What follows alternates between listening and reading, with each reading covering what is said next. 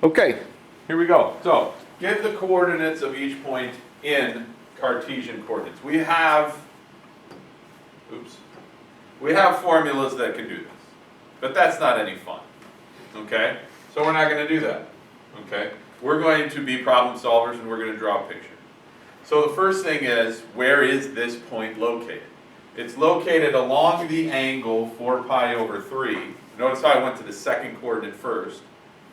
And it's 3 units away from the pole. So if I graph an x and a y axis, which is what I'm supposed to be converting into, I mean, and just having those two dimensions, the vertical dimension and the horizontal dimension, that's our comfort zone, so we can live in that. Now, if you really wanted to, and I think I have this in here somewhere, but I'm not going to do it. Okay, we could do something like this and overlay, right, a polar grid on that. Okay, but you don't have to.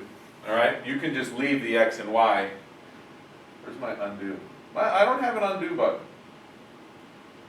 That's not undo. I don't understand why I did. Shouldn't I have that, guys? Shouldn't I have that? I'm going to get rid of these. Okay. So, where's 4 pi over 3? You're not. Ah! Sorry, that scared me. Hold on. Where's 4 pi over 3? Your knowledge of the unit circle still comes in handy. 4 pi over 3 is in quadrant 3. Okay, you should know that.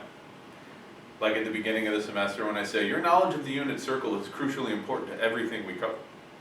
If we were doing this entire polar coordinate unit, which would last about 3 weeks in a normal school year, like we would be using the unit circle again every single day.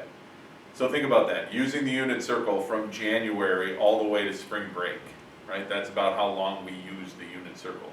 And then maybe we go into like vectors, and you're still using the unit circle when we're talking about vectors. So the unit circle is crucially important. When you go into calculus, if you're going to take calculus next year, right, I would assume by the end of the first week, you would have been tested on the unit circle. It's that important, okay?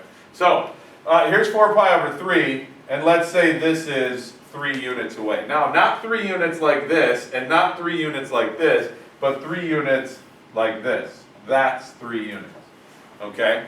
To convert this into x and y coordinates, to get to this point, you have to move x coordinates in this direction, and you have to move y coordinates in this direction. Okay? Now, this angle, and this is where, again, would this be easier with the formulas? Yes, it would. If you want to use the formulas, you go right ahead. We can talk about that when we're done, as a way of checking. I'm going to be a problem solver. Okay, I'm going to model problem solving here. The triangle that we've created with the x and y coordinates, okay, doesn't include the angle 4 pi over 3. Because 4 pi over 3 goes like this, right? The angle that we've created, or the triangle that we've created, uses pi over 3, right? Uses the reference angle pi over 3. So if I want to know this coordinate, the x coordinate to start with, okay, we could do this. We could say that the cosine of pi over 3 is equal to x over 3. The x coordinate over that. Stay with me now because it's going to get weird. But again, problem solving is messy. So I know what the cosine of pi over 3 is. I'm saying I'm using right triangle trigonometry with the reference angle pi over 3. And I know what the cosine of pi over 3 is. It's the x coordinate of pi over 3, which is 1/2. So I know that this is 1/2. Stay with me. It's going to get weird. Hang on, hang on, hang on. Now when I multiply both sides here by 3 to get x, I get 3 over 2. Is this x coordinate 3 over 2? Not really. It's actually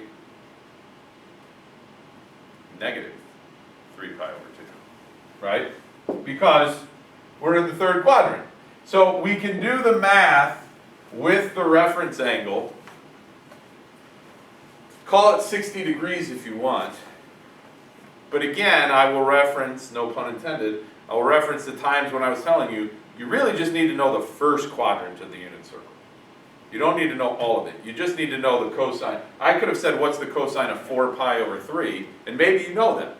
But you should absolutely know the cosine of pi over 3. Then just make sure in the context of the problem that the x-coordinate you're getting is negative 3 over 2. Okay? Same thing can be done for y, but when I find the y-coordinate, if I want to know this length, and I know this length, okay, and I have this angle, I would say that the sine of pi over 3 is equal to y over 3. The sine of pi over 3 is radical 3 over 2. And then when I multiply by 3, I get 3 radical 3 over 2 as the y-coordinate. But again, because of where this point is located, in quadrant 3, I have to make sure this is negative. So I have the x-coordinate and I have the y-coordinate for that point. We would say negative 3 over 2, negative 3 radical 3 over 2.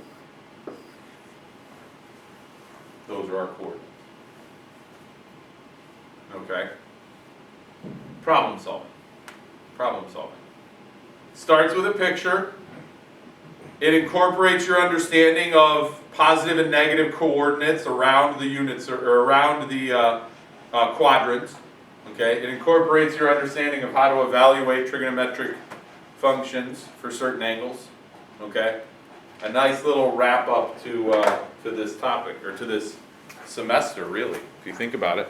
All the stuff we've been doing with right triangles and